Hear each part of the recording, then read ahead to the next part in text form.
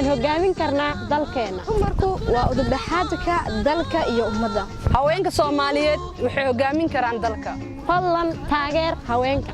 fadlan la taageera ogolaada kuna dhiirigeliya haweenku sidii ay uga qayb qaadan lahaayeen maamulka siyaasadda iyo go'aan qaadashada dalka.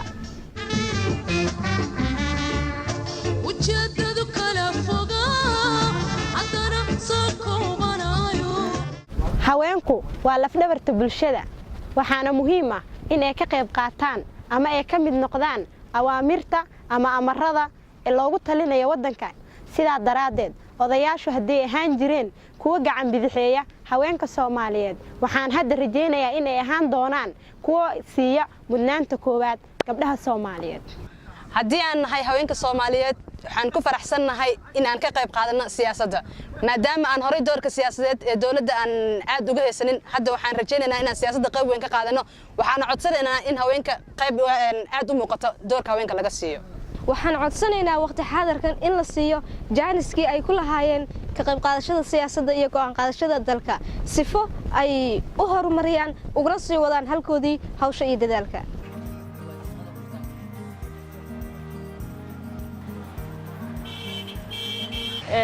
inta badan odayaasha dhaqanka ma taageersana in qof dumar ah uu xil qabto. doorashadani hadda ololaheeda uu socdo Jubbaland in qayb ka mid ah ama qayb lixaad ay siin doonaan dumarka.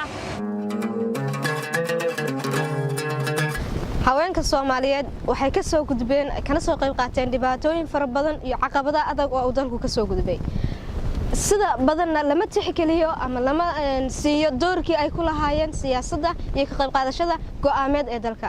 codsigeenu waa si hooyada Soomaaliyeed gabadha Soomaaliyeed aqoon-yahanada Soomaaliyeed fursadeeda kaga aadan ka qayb qaadashada horumarka dalka.